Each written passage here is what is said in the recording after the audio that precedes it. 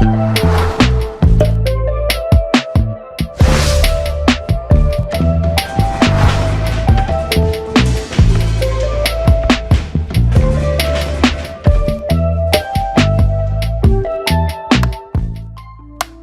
um tempo em que os diretores mais antigos aí, que eu chamava de diretor facão, né? Porque você ficava na frente e gritava, tá ruim, faz melhor. Não sabia, uma luz era 200 mil luzes da cara. E a gente montava Plínio Marcos, eu participei de 2 montagens do Plínio Marcos. Eu tinha 16 anos quando eu fui protagonista de Quando as Máquinas Param. E a gente viajava o estado inteiro. Eles me deram uma carteirinha digitada numa máquina comum de escrever, num papelzinho mole, que o cara disse, vai lá e encaderna não, plastifica isso. E era uma coisa comprida, horrorosa, que eu ia de Videira, Caçador, São Miguel, com aquela carteirinha, eu um piá de 16 anos, chegava nos departamentos de cultura e coisa, não, porque a gente tem uma peça, que é muito boa, tal, estou aqui, eu sou o empresário. Mas o que era essa carteirinha escrito o quê? Que eu era empresário. Olha. E eu não ganhava comissão. O diretor do grupo, que era um empresário mais ou menos bem sucedido ali, me pagava um salário por mês, para mim ficar na estrada. Eu entrava em Cada Fria. Uma vez em Videira, e eu tinha que vir para Joaçaba. Eu vi um trem, cara, eu nunca vi trem na minha vida. Eu vou viajar de trem. Que hora sai o trem? Que hora chega? Comprei a passagem. Era um trem misto, passageiro e carga. Aquilo ia terra. Eu digo, meu Deus. Tive que dormir no banco da rodoviária de Joaçaba até de manhã para esperar o próximo ônibus para vir para Jangere, porque não tinha mais ônibus, né? Aí fui conhecendo o Tejo, o grupo de teatro Tejo. A gente conheceu ele. E foi indo. Eles eu fui conhecer no Festival de Teatro de Concórdia, né? Foi em Concórdia, assim. Eu tinha escrito... Isso é nos 80. Eu tinha escrito Caminhos do Coração. Eu fiz a luz, lembro, como iluminador de vocês. Não, eu tinha escrito em Beija-Flor.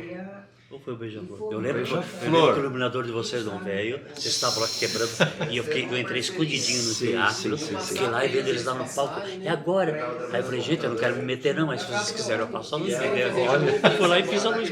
Carmen Fossari era debatedora. Quando a gente terminava o espetáculo, a gente tremia assim, porque tinha que sentar. Mas eu preciso dessa contrapartida também. Muitos grupos. No festival era. Nos festivais, muitos grupos saíam dali, entravam aos prantos e desespero nós ia embora. O que ela falava? Ela acabava com o sujeito. Merda, que é isso? Teve um cara, teve um professor que hoje, teve um professor daqui que hoje, o Norberto. A pedagogia, sim, a pedagogia me inocente. Sim, teve um professor daqui de Chapecó chamado Norberto Pontel, que é um grande romancista hoje. Ele fazia um teatro muito idiota. E com bandeiras políticas partidárias aí da coisa. E ele havia feito um curso sobre Bertolt Brecht com ela, em algum momento da vida. E ela viu o espetáculo. Ela sapateava, gritava. Você devia ser morto! Você usou o dinheiro do Estado para conhecer Bertolt Brecht, tu faz essa merda!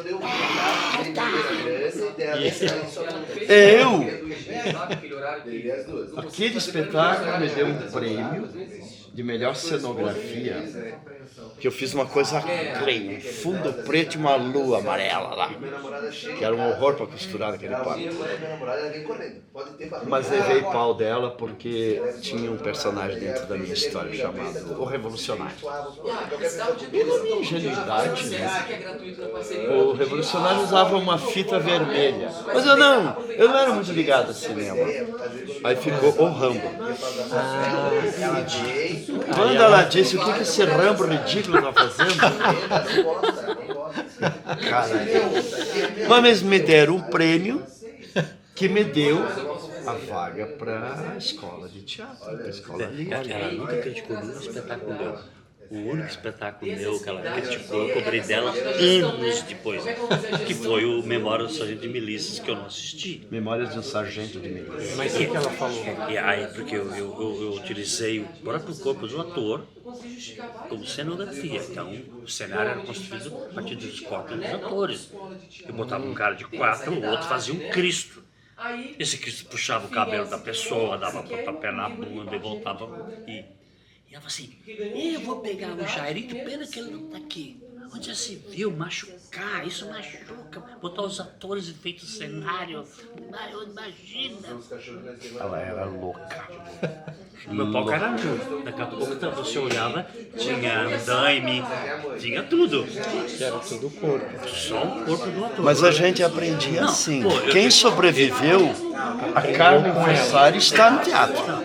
Porque muita gente Não, porque aguentou. eu faço um estudo sobre o corpo do ator. O corpo fala. Aí eu faço isso, fico 6 meses conversando com os atores sobre isso. E tinha o tal do livrinho, né? O corpo fala. Do fito. Desculpa. Tudo bem. Eu esqueço que tô. Tudo bem. Vocês topam? Ao invés de gastar com cenografia, madeira, ficar pagando caminhão para carregar, você topa? Teu corpo. Então vamos experimentar. Cara, era exercício físico o tempo todinho, cambalhota, salto mortal. Aprenderam a fazer estrelas, salto mortal. E começamos. Tava evolucionando. Eu falava, vai se agachando. Eu pegava a cadeira, vai se agachando. Vai procurando espaço, vai respirando. Se você estiver lá sufocado, o teu abdômen tem que estar livre, o teu diafragma tem que estar solto, você tem que respirar para você poder falar normalmente. E eu fazia isso, liberando o corpo do ator, e liberando. Eu falei, não importa a posição que você esteja, o público tem que te ouvir. Para isso você tem. Aí vamos estudar agrotóxico, vai, manda todo mundo estudar agrotóxico, todo mundo. Respiração nos espetáculos do agrotóxico. E vamos trabalhar. Aí ela pega e fala, se eu pegar o Jairito. Eu duvido se ela tivesse presente, ela ia fazer, porque ela nunca fez nada. Ela sempre fala, você me encantou mais uma vez. Você me encantou mais uma vez. E aí quando eu não estava, ela falou que eu vou bater no Jairito, onde já se viu. Ela está machucando você. Ele está contando com respeito o corpo de você. E justamente por eu achar o corpo sagrado, que se dá ênfase ao corpo. Teve um período dos festivais catarinenses que foram muito loucos, inclusive da minha presidência já, em que a crítica premiava os espetáculos que a gente não entendia. Tu pegava um Alexandre Venera dos Santos de Blumenau e ele fazia um Macbeth. Mas é pós-dramático. Ele fazia aqueles espetáculos. É pós-dramático. Aqueles espetáculos assim que tu via assim, um Macbeth. O espaço do Teatro da Sadia em Concórdia para 1000 e poucas pessoas. Tu vê aquilo lotado e íamos saindo assim 100, 200 pessoas por vez. E aquele espetáculo de 3 horas, 4 horas, só ficavam ali deitados ainda a gente que era de teatro. E ficava ali, digo, mas onde é que vai dar isso, onde é que vai dar aquilo? Mas era para isso. Que era aquela coisa de um teatro experimental. Então, mas o festival se prestava justamente para isso. Para expressão. A gente ficava louco, porque assim, a gente não entende o que eles querem falar com isso. E daí, eu diretor de espetáculo, eu me recusava de dizer, mas eu faço qualquer merda, mas não faço isso aí. Mas quem que eram os jurados que vocês chamavam? Eram as Carmen Fossari, a Vera Colasso. A gente trazia gente de fora também. Mas tinha gente fora. E eu lembro da Margarida Bird também, na comissão julgadora, o Faleiro às vezes, tal, né? Mas era um período ali na linha, aquela linha Geral Thomas, né? Que havia toda aquela difusão de rivalidade até, de estética entre o Geral Thomas e o Antônio Filho. Sim, verdade. E eu tinha paixão pelo teatro de Antônio Filho, que eu podia ver em São Paulo, que eu achava fantástico, entende? Que havia toda uma revolução de linguagem, Eu achava os mas dois você maravilhosos. conseguia, né?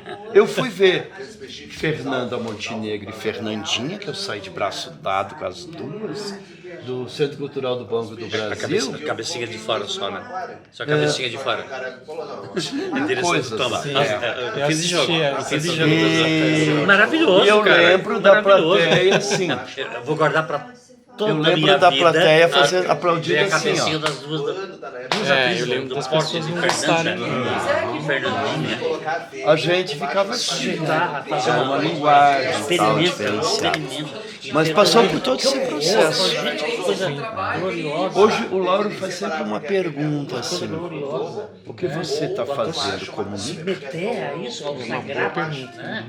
Você comunica é teatro, senão é performance experimental. E elas compraram a bronca, quando aí fizeram. E aqui teve também do Giovanni, do Ferdinando, que também fazia o teatro inteiro. Filtro, sim, 3 vezes difícil. O Carmen com filtro do Thomas, todo lugar. Que merda, não dá pra entender nada. Eu falei, gente, eu tô embebecido. Tem 3 vezes. Eu falei, que lindo. Quando eu crescer, eu quero fazer espetáculo igual dele.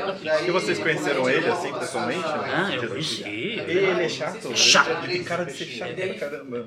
É muito chato. Todo mundo diz né, que ele é insuportável. Insuportável. Eu não queria chegar tanto, mas eu acho que um pouco mais.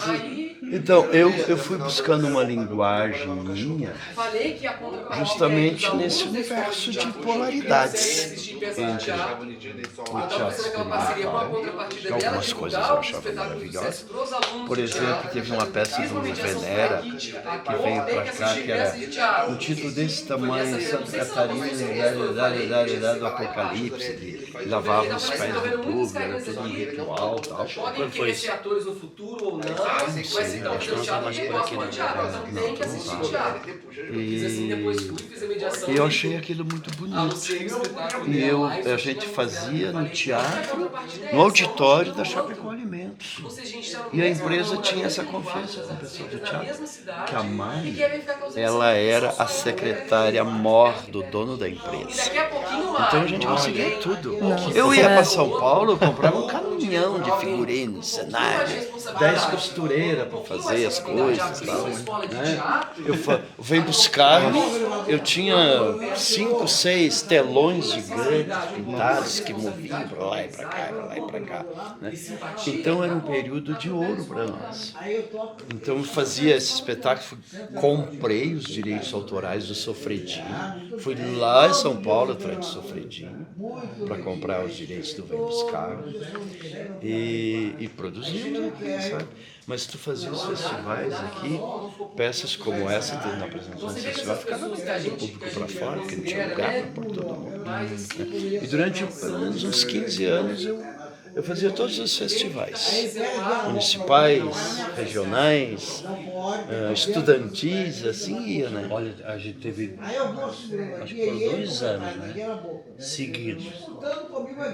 Mostras e festivais, o que se teve, olha. Era oficinas, né? Era Incrível isso, né? Por que vocês acham que mudou isso? Quando que isso começou a entrar? Porque, Paulo, como eu coloquei ali em um dado momento, não há mais uma agenda de reunião, de junção das pessoas. O que ocorria lá no passado? Depois, quando eles falam que hoje é diferente para os grupos, tal. Mas também haviam grupos pequenos, grupos médios, grupos... Como ainda existe. Também as pessoas precisavam trabalhar antes, né? É, como e que assim, antes mas elas mesmo estavam? assim, o que ocorria? Por exemplo, uma oficina de 4 dias ou 5 dias no Morro das Pedras, em Florianópolis, lá naquela praia da Armação. Né? Você ganhava, a fundação ou a FECAD organizava uma oficina e dizia: temos 3 vagas para o teu grupo de tal cidade. Então quem recebia esse convite ia para lá. Então tu já tinha onde ficar, tu tinha onde se alimentar e você tinha aprimoramento. Ali você tinha, às vezes, numa mesma oficina de 3 ou 5 dias, tu tinha voz, tu tinha improvisação, Então tinha um monte de coisa.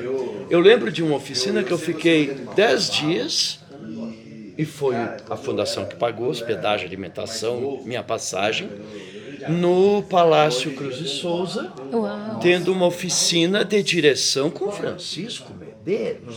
O cara tinha recém voltado dos Estados Unidos, onde trabalhou no Teatro das Nações, tinha uma coleção de prêmios mulher em casa, e eu fui lá conhecer esse diretor, que nós éramos o produto que ele dirigia, pegava cenas e dirigia. E eu fiquei encantado com aquela proposta toda. Mas antes dele veio um monte de outros diretores. Mas ele fez um trabalho tão bacana que o projeto Escola Livre que ele desenvolveu em Santo André veio para cá. E era uma faculdade de teatro, uma plena. Sim, a gente pegou. E que aí deu todo esse reverso, porque a UDESC não queria, né? Então a Vera Colasso chamou a gente de ignorantes do interior, porque não sabíamos nem quem era Brecht, e de fato não sabíamos, mas estávamos lá para aprender quem era. Não é?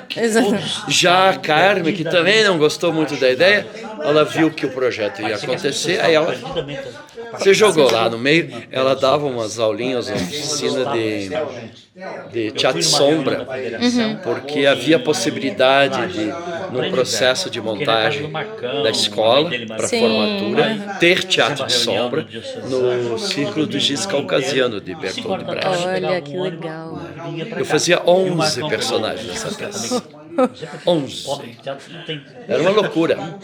E ali tu tinha uma carpintaria de direção, de cenografia, de direção musical. Qual que era o medo, a desconfiança dessa relação da escola livre e tipo, apagar a possibilidade de existir um curso de teatro na UDESC? O que de fato Porque eu acho que falava?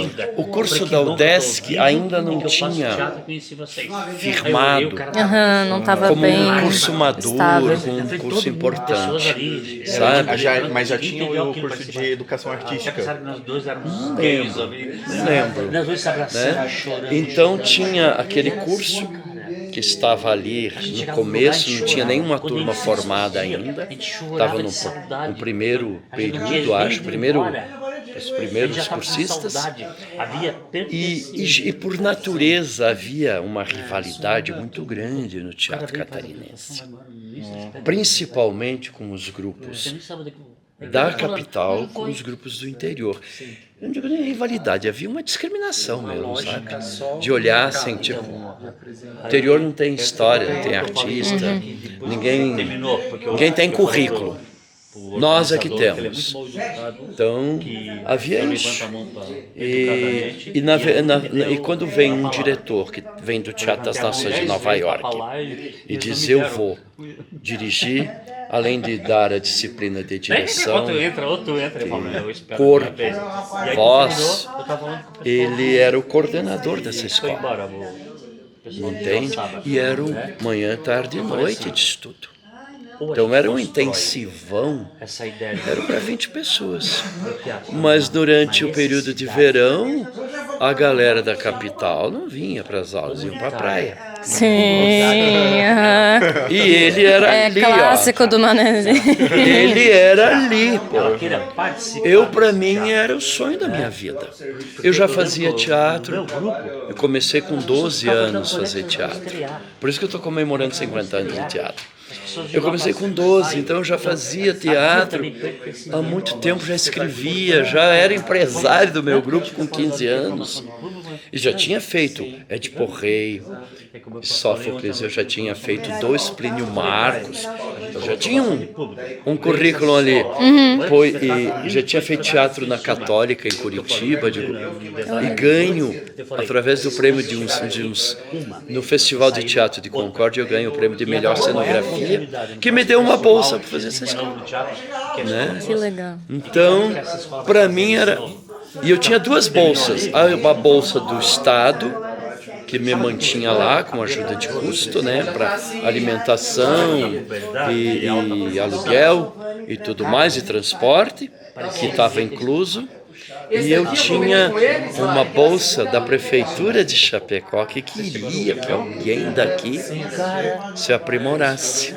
Então eu estava assim meio que privilegiado, com 2 bolsas, do qual eu tinha acesso a comprar livros, né?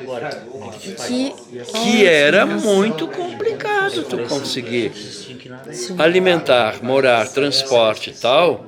Se tu não tem uma bolsa, como é que tu vai comprar livros, né? E mais, eu era colega de quarto de simplesmente José Ronaldo Faleiro, que tinha recém voltado de Paris e foi lá de alegre. Ele não precisava fazer aquela escola. Ele já era mestre, já estava fazendo até doutorado na Sorbonne. Ele veio para a escola porque ele queria desenvolver o lado de ator. E aí ele se grudou em mim porque eu era sangue novo no pedaço de ator e muito ingênuo, né? Tipo assim, falava em Brecht, já perguntava, é bom de comer? Né? Até hoje eu me pergunto. Assim, eu tinha uma vivência de teatro, feito meio pau a pique, sabia que existia Shakespeare, Sófocles, Plínio Marcos, Gambal? Porque o diretor que foi meu pioneiro ali, trouxe isso de um seminário de que queria ser padre. Então o que eu conhecia de teatro era por causa do seminarista, né? E aquele mundo dele e tal. E aí, pô, tenho a oportunidade de... Aí eu entrei em crise.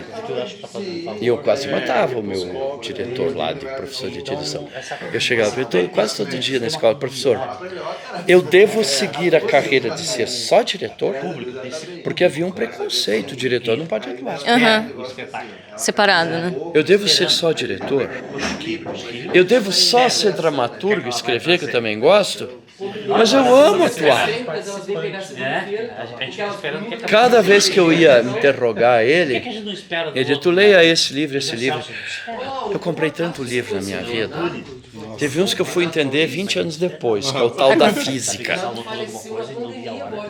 Eu nunca entendi direito, eu li 20 vezes na minha vida, né?